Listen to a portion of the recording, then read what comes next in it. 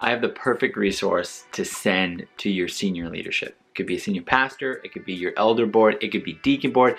I don't know your denomination, I don't know how your church is made up. It might be a person, the biggest giver. I get asked all the time, how do I convince my church that online ministry is effective and useful and won't kill us? Meaning literally shut our doors.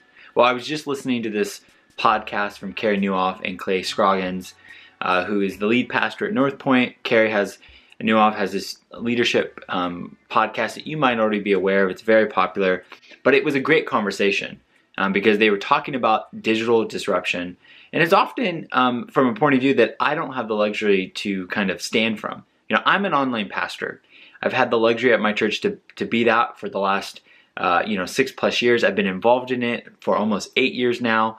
On some level, but I'm on the ground floor, and my point of view is very skewed. I also don't float at senior level conversations. You know, I'm not having that point of view, and so this conversation was helpful because Clay at North Point, they were talking about a couple different things that have really impacted them and how it's a shift. And I think if you want to do online ministry at your church effectively, like really embrace it, not just have a church online page, not just stream your services on Facebook, but fully embrace this concept. And 3 buckets that I kind of put this into is they really talked about how to measure what health looks like, what does engagement look like in today's world, and also investing in the future. So really the first one, measuring health, this conversation kind of came up because at North Point they started to realize, doing some assessment, that everything was up across the board. Engagement was up, meaning giving was up, small groups were up, volunteerism was up, everything was up, but attendance had been down a little bit. And they had realized that, people were just coming less frequently. And so they could have responded in that moment like, well, what do we do? And they had all these conversations and they were streaming their services. But they came to the realization that the way people go to church was just changing in their kind of community.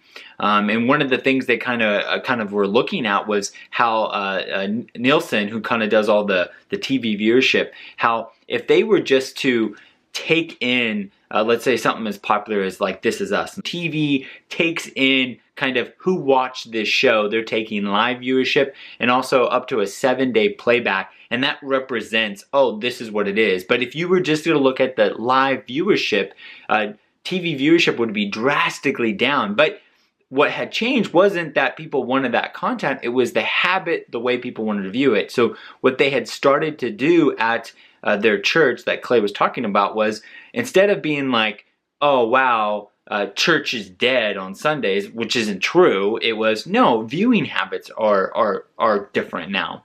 And what I love what he said was, when they were having this conversation, which was a tough conversation and wasn't this immediate understanding, was it's not that they're taking, and he said, these are his words, we're taking our gas off of local attendance. We're pushing on it. We're just understanding that a lot of people are coming less. So this is where we want to embrace some kind of digital engagement so that people who aren't coming physically, can watch online and still be engaged with us. And we want to make that, and this is one of my favorite things that he said, we want to make that a frictionless experience. So somebody who isn't coming one week because their kids are sick or they're traveling or something, they could watch us online and still know what's going on and still be engaged in the vision and the mission of our church. And we're not necessarily dividing those. We're making that one, knowing that measuring the health of what our church is doing isn't just limited to people being there. Because again, at their church, they saw engagement increase in all these other areas, just attendance was down.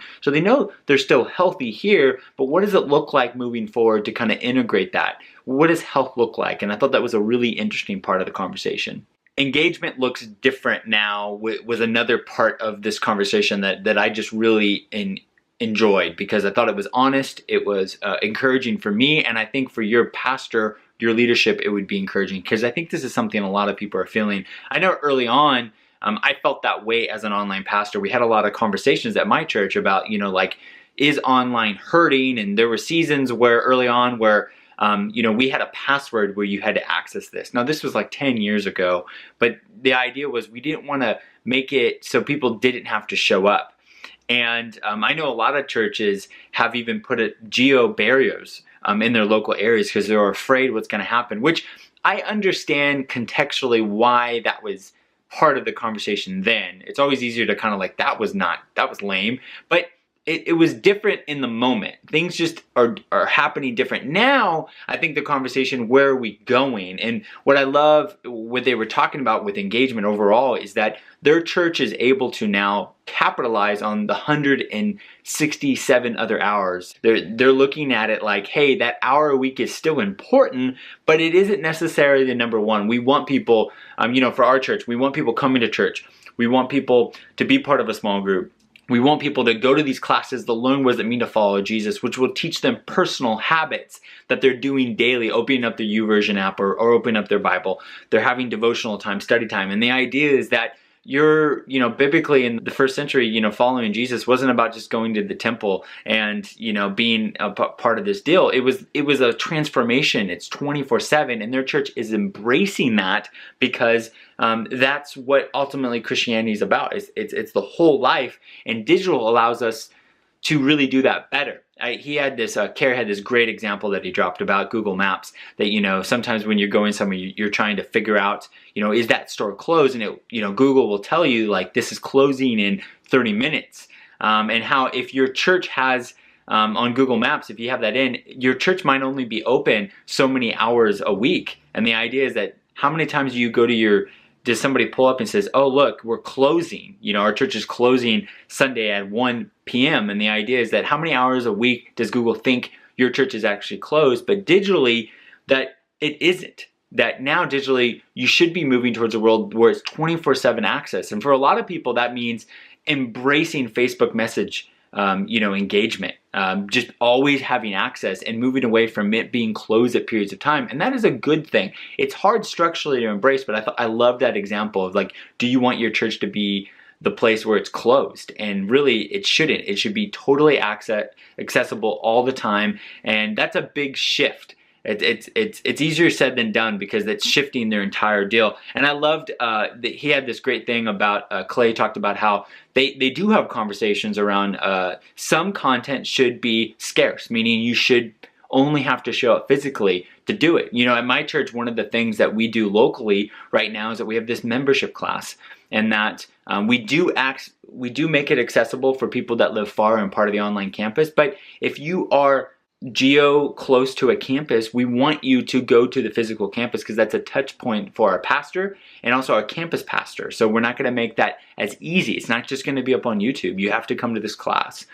So I thought that was a really good, important point about the new engagement. What does that look like, embracing those 167 hours? And then lastly, investing in the future, understanding where everything's going. Now, just because something goes somewhere doesn't mean we have to follow, but ultimately, we do have to adapt for people's habits. We have to understand what is our ultimate goal. He had this great example about talking about an executive they were talking to in the Atlanta area, which is where his church is, and they said ultimately, like for like local news, that they had this understanding that local news was happening at this time, but ultimately people were wanting to access it anytime, and they had to have this question: are we in the business of live news? Or are we in the business of news?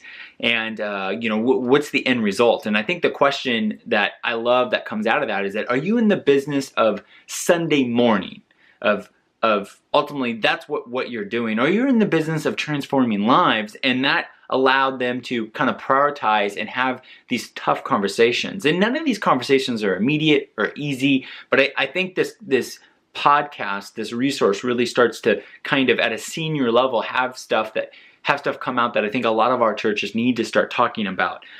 He had this other point where when they were having this kind of assessment, they talked to the CEO of Home Depot. I think he was retired at the point, but the CEO started to invest in the online store of Home Depot years ago, and how ultimately what that did was that caused some friction with like the owners of the actual physical stores. That, hey, why are you investing all this money into this online store that ultimately is competing with our physical store? You're going to hurt our business. If we strengthen our online store, it's going to strengthen your physical store. That there's this integration and strategy, but the problem was that nobody understood that strategy. And it's like we're having to teach people about that. You know, like you think about Home Depot, Walmart, Target, all these things. What you're having is you're having this, hey, you can buy it online, we'll ship it to you. Hey, do you want it a little quicker? You can pick it up at the store. There's this integration that strengthens it, but that has to be a frictionless process. And it's really hard. It was really hard 5-10 years ago to talk about it because it's like people didn't think about that. And ultimately what they're trying to do, and they're honest that they're not there yet, but what does a digital experience look like that's frictionless, that somebody watches online and ultimately integrates physically? And what does that look like? Does that just mean uploading content?